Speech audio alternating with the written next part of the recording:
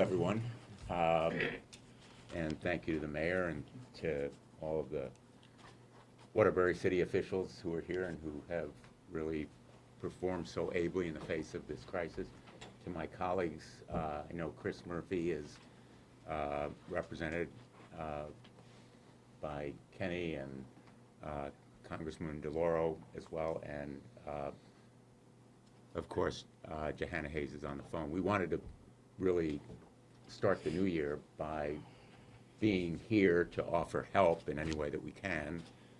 First, to hear from you about what the status of the repair and the costs that are going to be incurred necessarily in the repairs and renovations that are necessary, and take back with us to Washington what those costs are going to be, and as usual, as always, work together as a delegation, which is our uh, standard modus operandi. We have a really tightly knit and really very effective delegation, and we're going to do whatever we can to make available federal resources, and I know the state is involved as well. We face, just to be very clear-eyed, a really difficult situation in Washington, as you might expect. The Drinking Water State Revolving Fund, which is probably one of the major sources of funding, Donald Trump has proposed cutting by 90%. It was about $1.126 billion last year, fiscal year 2025. He's proposed this 90% cut. The House, in its budget, has cut it by 65%. The Senate would fund it at the same level as last year, which is what we will fight to do. In fact, I've asked the Senate to increase the amount of funding for the Drinking Water State Revolving Fund so that we can make available to Connecticut and other towns and cities, states around the country, more of the funds they need to rehabilitate and rebuild our drinking water infrastructure. But I want to hear from you about, what the status is, what the costs are, how we can help. That's our purpose in being here today. And just make no mistake, we are committed to Waterbury and to all of the towns and cities in the state to make sure they have safe drinking water. That is a basic need, and the water main break that caused the turmoil in these past few weeks, we want to make sure is prevented from happening in other towns and cities. And obviously, our infrastructure for drinking water is basic to the health and safety of the people of Connecticut. And that's why we are fighting as a delegation in Washington to make sure that there is sufficient funding to rebuild and maintain, and when necessary, to repair these kinds of drinking water breaks. Thank you. And Senator, I want to thank you for being here today. We appreciate your support. Congresswoman Hayes as well. And I don't know, just before I get started, did you want to say anything? Good morning. Good Can morning. you hear me? Yes. Can you hear me? Yes. We can hear you. Oh, okay. Okay. Well, thank you so much. Happy New Year to everyone, and thank you so much for calling this meeting. I would first like to say that throughout this entire crisis, that Mayor Pernerewski and the City of Waterbury, Superintendent of Water, Brad Millay, you guys did an amazing job with just keeping people informed, with reporting out the information, and getting water restored as quickly as possible. So hats off to you. We were in session during that time, and I was in constant contact with Mayor Pernerewski, and I just have to tell you, all of the feedback to my office has been that you have handled this crisis remarkably. And I think today we are thinking about what happens moving forward. What we saw is that Waterbury is operating with 100-year-old pipes and not just servicing the people of the city of Waterbury, but many of the surrounding towns, and it is a crisis that needs to be addressed. In the days after this initial water main break, I reached out to the Committee on Transportation Infrastructure in the House to see what resources are available. As the senator said, many of the water infrastructure money that we allocated has been cut, but my question today is, what is available? You know, what are we working with? And there is one resource, the Water Resources Development Act of 2024. That portal opens in January, where we can submit projects for water infrastructure. So my purpose today in being here is to listen very carefully to find out what the needs of the city are, and then go after all available resources. If it's submitting a grant through WRDA, if it is submitting a community project to the Transportation and Infrastructure Committee, if it is going after grants, whatever I can do to help support the city. Waterbury is uniquely situated because we have 4 federal representatives. As a city, there are 2 senators and 2 members of Congress. So the 4 of us working together are going to do whatever we can to make sure that we provide whatever support we can to the city. And I just look forward today to hearing from you all what the status is, what the needs are, and how we can best support you moving forward. Thank you. Thank you. Thank you very much, Jahana. Do you want to say anything on behalf of Rosa or Chris? No, I would just echo Kenny Curran with Senator Murphy's office. I would just echo what the Congresswoman and the Senator have already said. You know, I live here in Waterbury, so I saw firsthand the work that happened and the work that needs to be done. So we are committed to finding the resources necessary to Great. make it work. You can't say no and then speak. Good morning, everyone. Lou Mangini, Congresswoman Rosa DeLaura's office. Just bringing my best wishes from the Congresswoman. Hopefully by the end of the year, she'll be in a different position on the Appropriations Committee where we can be even more helpful. And I wanted to say thank you to all of the Waterbury Public Works and water employees, to the Connecticut and the Regional Red Cross, and everyone who came out to support their neighbors in this time of need. Great, thank you. Thank you. So just give you a quick recap of where we are at this point, and then I'll have Brad explain sort of what happened and what our plans are going forward. The good news is that as of today, the major lines, the 36-inch mains, both the gravity-fed and the high-pressure main have both been repaired. They are now, we're just waiting to make sure that they hold for a little bit. We're going to start backfilling the holes and get those done. So just before Christmas, we had done some basically temporary repairs to get the water flowing again, and then we waited until this past weekend to do some more work because we wanted to make sure that we didn't get into those pipes and cause more problems just before Christmas. But we now have those up and going. The 42-inch main, which was being relined, is about to be filled with water. We should get that energized, and that should be working within a week. We should have that road all closed up very shortly. So we're moving right along at this point. But I'm going to let Brad explain sort of, you know, what it took to get us here, and then what we're looking at going forward as far as projects to kind of make sure that we at least have some control over the system going forward that we're lacking right now. Sure. So thank you, Senator, for being here today, and everybody from different departments throughout the state. Thank you. My name is Brad Millay. I'm the Superintendent of Water for the City of Waterbury. A lot of the problems that we ran into are not special to the City of Waterbury. They happen at MDC. They happen at Regional Water Authority.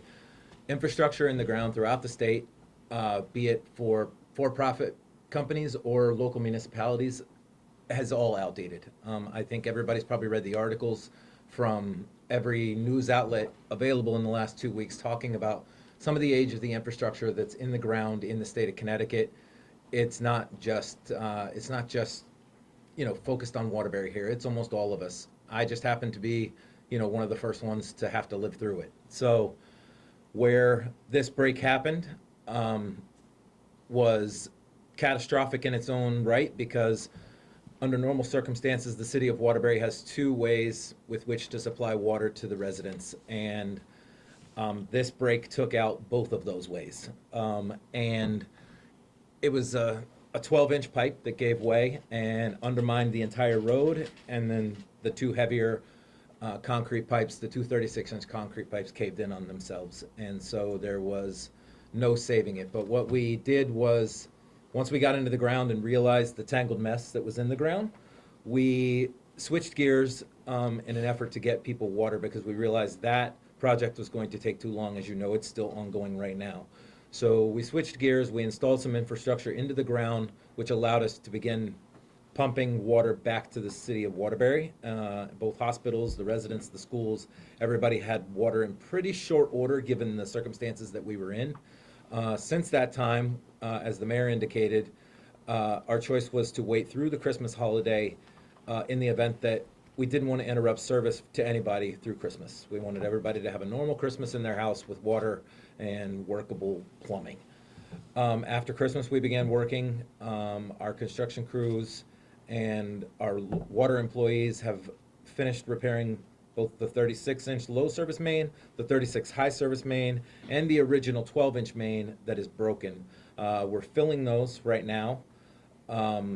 We have to pressure test them before we put them back underground and make sure there are no leaks or make sure nothing is wrong with anything. And once that happens, we hope to have the road reopened next week, all of Thomason Avenue reopened next week, and our 42-inch main that we've been rehabbing for the past 9 months as part of a DWSRF project, that's going to go back online next week. So the city will be back to a functioning two high transmission mains and one low transmission main to feed the city, so there's a system of redundancy there. The problem is when you start to talk about the system of redundancy, you have to have some other working infrastructure in the ground. And sometimes it's not just the pipelines that are in bad shape. In our case, we have very good raw water quality and treated water quality that come down from Litchfield. So our pipes are under an enormous amount of pressure and an enormous amount of flow, and for the most part are in good shape. There are some bad spots where they break, and that's going to happen. It happens to every water company everywhere. There are breaks. Our problem is less the pipeline itself and more the infrastructure that exists on the pipe. So we're not able at this point to sufficiently isolate parts of our system in the event of a break. So we classify our system by east side and west side, the west side being the Bunker Hill and that side of the Watertown, that side, east side being towards Cheshire and the north end of the city. Those are fed by two different pipelines. Well, when one breaks or one's out of service, we don't have a way to isolate.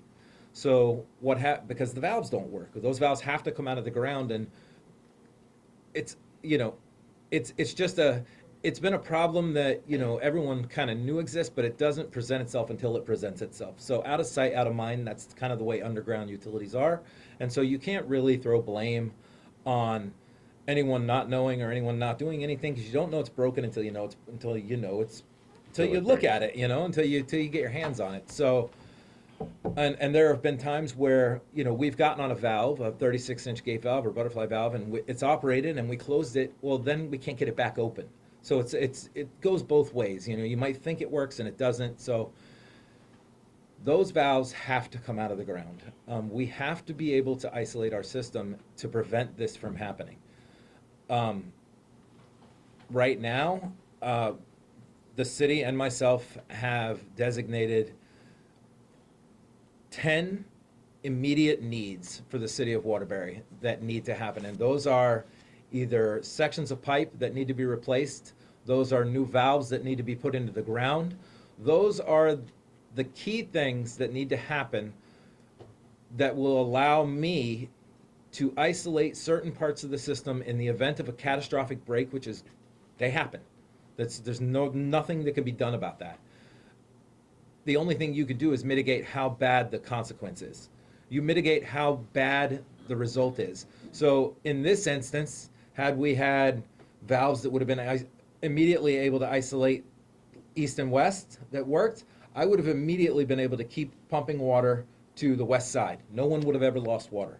I could have just closed the valve and that would have been it. And then we would have taken the time to install a new butterfly valve further down on Thomason Avenue. So our problem was where the break occurred, we were pumping back into the break. So we were just filling the hole with water. So we had to shut everything down in an effort to mitigate that. Had the valve been there and operational, no one would have lost water. It would have been a 2 or 3 hour, walk around, close some valves, keep pumping water, and gotten in the hole and made the repair. But that's just not the case in not only Waterbury, but almost every municipality across the state. They live with the same problems, and the funding that's needed to go forward with those projects is not a small, it's not a small thing. It's big infrastructure. We're not talking about, 16 or 18 or 12-inch lines. These are 36-inch concrete lines that have to be pulled out of the ground and valves put in and ductile iron put in, and it's a large ask for each one of them, and that's why it's always an out of sight, out of mind thing until it's not. So Because what are we estimating for the 10 valves? What's the cost of that project? I think the 10 valves right up front are probably going to be in the area from 5 to 6 million. I believe that the estimated cost of this repair for the past 2 weeks is going to be in the $2 to $2.5 million range. Well, I think that kind of investment is not only doable, but necessary, and the people of Waterbury have a right to expect it. But I think what is so important in what you have just described, cutting through a lot of the complexity, it could happen anywhere. Mhm. It could happen anywhere, and it's out of sight, out of mind, until there's a perfect storm, as happened with Waterbury. And what you've described is a massive break that was a kind of perfect storm of one problem adding to another. Yep. But there are ways to anticipate and repair beforehand, and I think that's one of the lessons here, that we have aging infrastructure all across the state of Connecticut, all across the country. We have aging roads, we have aging airports, we have aging water mains, and we have a need to invest in that infrastructure.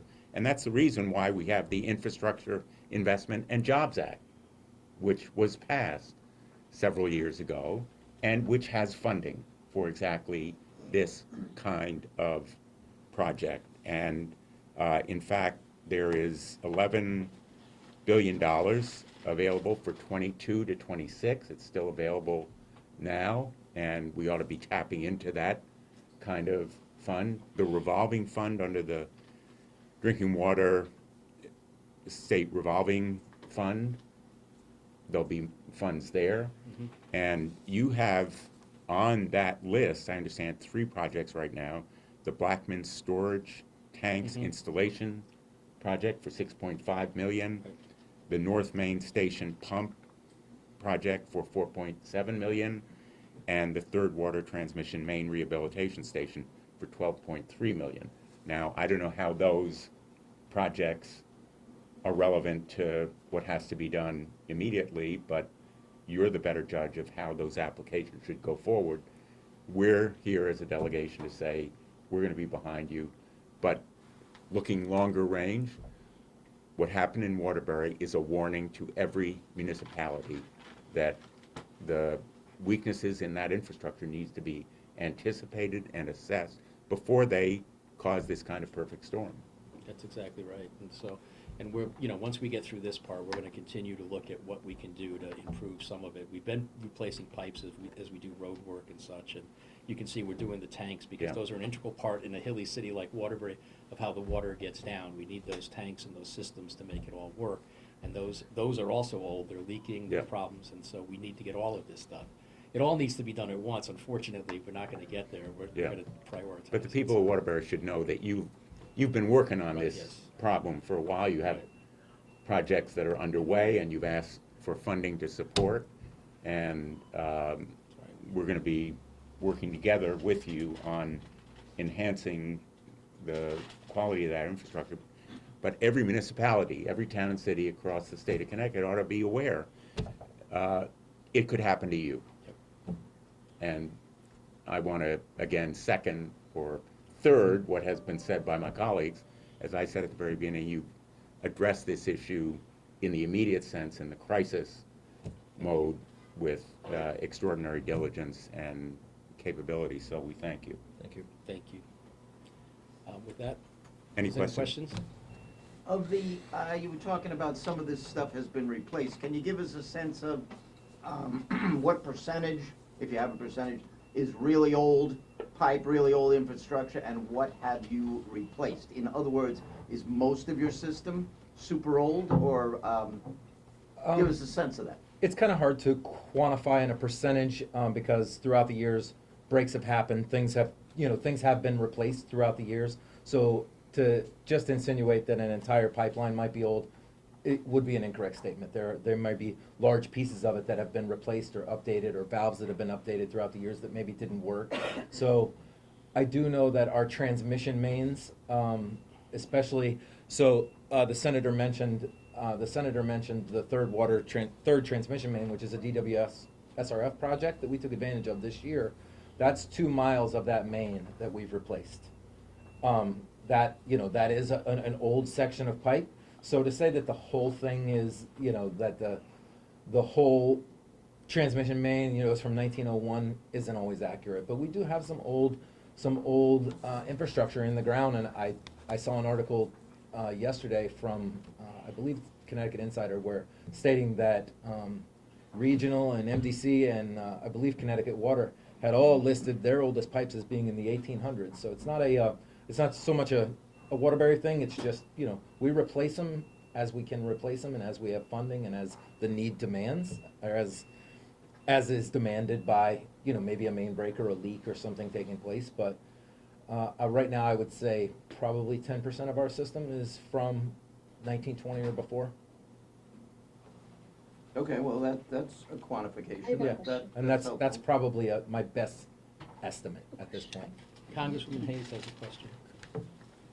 Yes, I have a question. As the senator said, a lot of this water infrastructure is aging, and that is something that we knew about when we were putting together the Infrastructure Investments and Jobs Act. I mean, most people think of infrastructure as roads, bridges, highways, something you can cut a ribbon on, but water underground, you can't see the pipes, you don't really know what's going on, and not something you typically think about. Looking at these numbers, we're estimating anywhere between $8 to $10 million in investments that people won't even see. And that's always tricky to get across to constituents and people in the community. Does the city have any contingency funds available to begin this work? Because as we know, federal dollars move at a glacial pace, and these don't sound like projects that can wait, especially seeing that we've seen multiple breaks over the last several months. How quickly can this work get started, absent any other intervention from either state or federal means? We do have funds that are available, bond funds that may be available that we're looking at now, and things that we can do. So yes, we do have money to get this started. The initial valves we'll be able to start working on as soon as we can put the projects together and get the parts for them.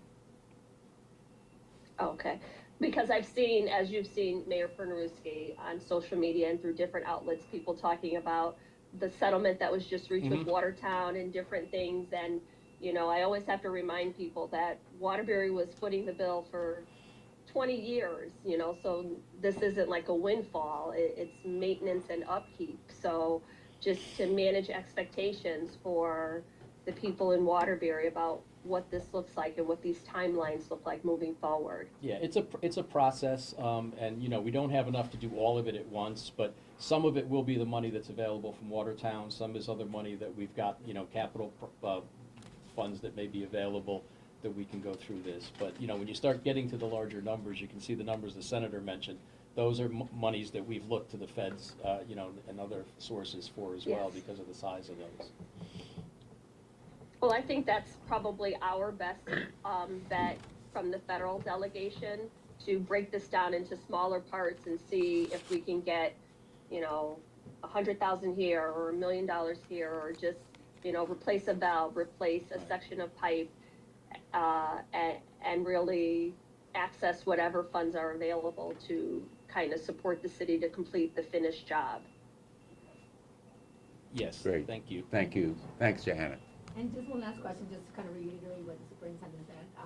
So for the last 2 weeks, it took about $2.5 million for those repairs. I haven't started receiving invoices yet, but just putting my calculations together, I think that's where we'll be. Yeah. And moving forward for the other repairs, in order to keep up, are you estimating $5 million? And where those funds are coming? Does the city have those funds?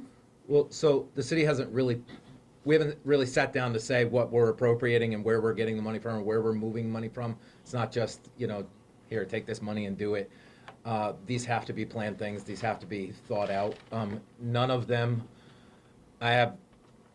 between myself and the engineering department, we have strategically prioritized a list of things that need to happen from this hurts us the most to this hurts us the least, should something happen. This hurts us the most is coming right off the top, right? So we're taking care of Thomason Avenue right now. The next project will be on Jarrett Street. That is another 30-inch gate valve that has to be put in that doesn't work. That allows us to isolate one side to the other. That is our most crucial need right now. That's, without it breaking, that's the most crucial need. If everything went haywire again, we could isolate and we could do everything we needed to do with this valve, or most of what we needed to do with this valve. So that's where we're starting. I know right off the top, before I even put an excavator in the ground, that's $1 million project.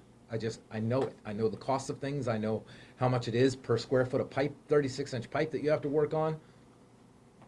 So you can't just strategically say, well, here's $10 million work on them all, because they're all a little bit different. They all exist in different roadways. They're all different materials. So I'm taking worst to best, and I'm going to go through the list as fast as I can, and as fast as funding allows for me to do that. But I have identified where we're going as a department, as a city.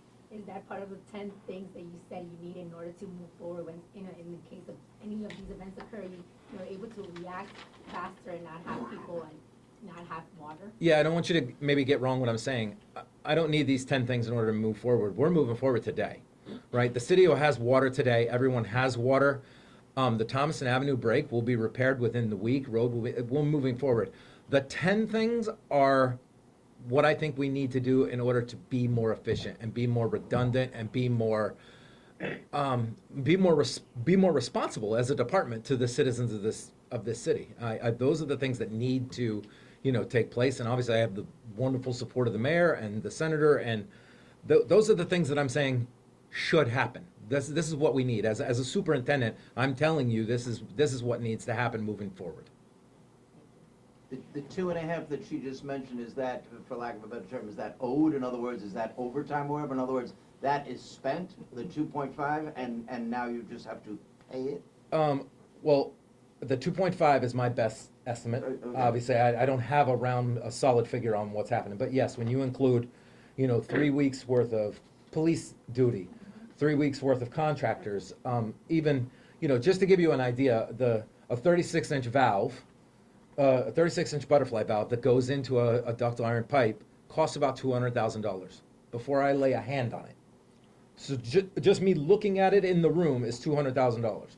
Now you figure the contractor putting everything in, so it's there's nothing inexpensive about this, right? And we put 3 of them in. So there's nothing really, it's my best guess at this point on where we're going to land. I haven't started receiving the bills yet. Brad, let me ask you a kind of rhetorical question. In providing water to people, an ounce of prevention is worth a pound of cure. In other words, you save money by investing now in repairing or Sure. renovating that aging infrastructure. Yeah, I'd much rather spend $700,000 to fix something than $2.5 or $3 million to, fix your mistake from not doing it. So an ounce of prevention worth a pound of Sure. cure, just as in fixing your roof before it caves in and Sure. floods your entire house. Yep. And Dick, did you say that these numbers were doable? About 5 minutes ago, you said, I thought I heard you say something along the lines, in other words, these numbers that you're talking about are not impossible. They're doable, or what is your view on that? These investments are not only doable and feasible, they are necessary. And we owe it to Waterbury, just as to every town and city in the state of Connecticut and the country, to provide the support they need to upgrade and repair aging infrastructure when it comes to something as vital as clean, safe water. Nothing is more basic. There's no free water, just like there's no free lunch.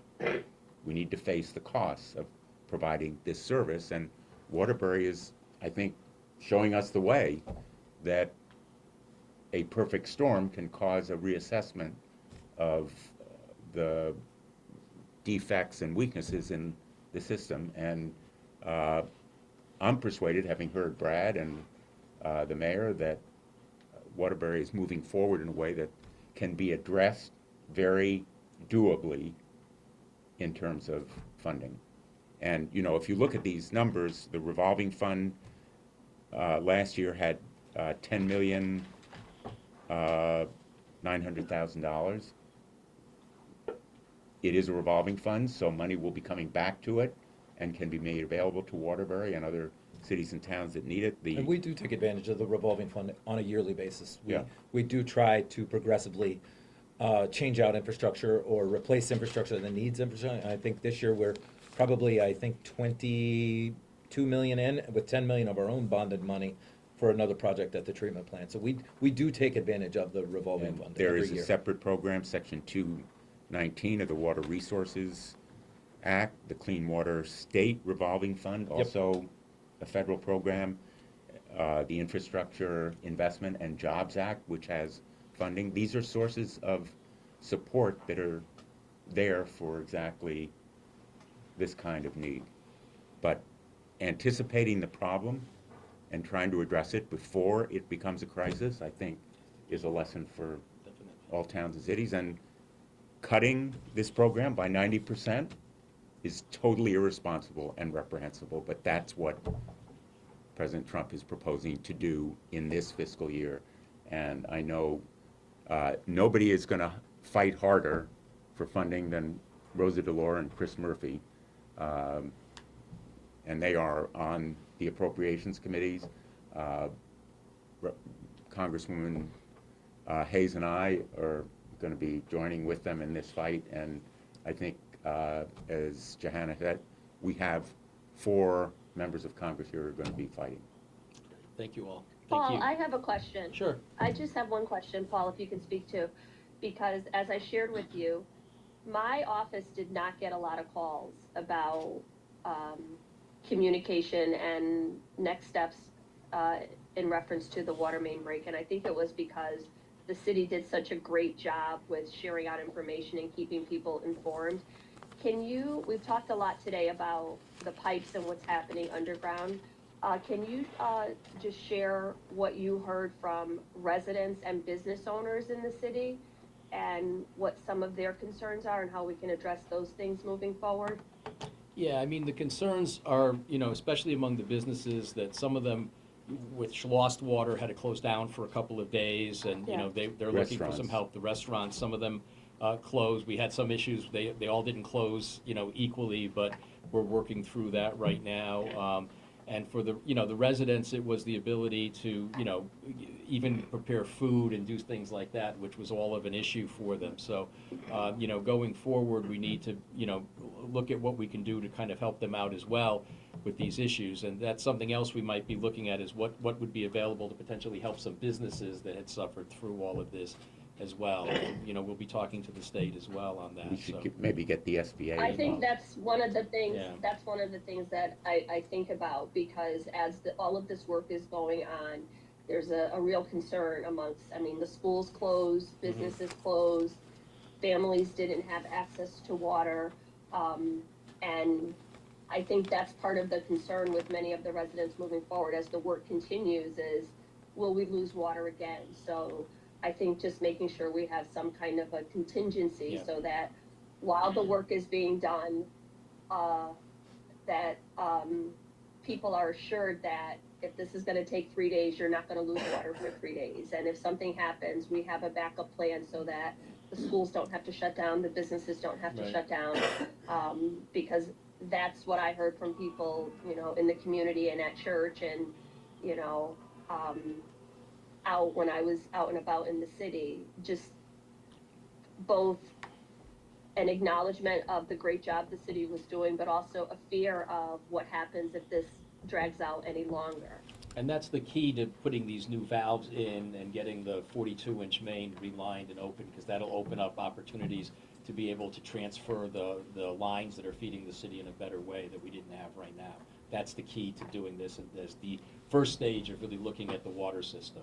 That's a really good point, Jahana. We should look at other sources of aid that may be necessary, like for the businesses, the Small Business Administration loans and grants and so forth. We've had some residents ask us if there's any chance they could get reimbursed for all the bottled water. Is there any federal program or anything that might be available for them to get reimbursed in any way? I'm not sure we know of a program right now. We can look into it. Did you say Thomaston Ave was gonna be done on Monday tentatively, or? No, we'll start renovating the road on Monday. Oh. It will not be completed on Monday. Obviously, there's a, that hole's 20 feet deep, so all that needs to be backfilled, paved. So pipe So- work done? Pipe work's done today. Okay. Yeah, I believe, we're gonna go over after and take a look at it, but, yeah, pipe work is done today. Now it's really just the remediation moving forward. Okay, Thank you all. thank you. And again, my thanks to all the officials working with Brad and the mayor. I know you've had some sleepless nights and long days, but thank you all.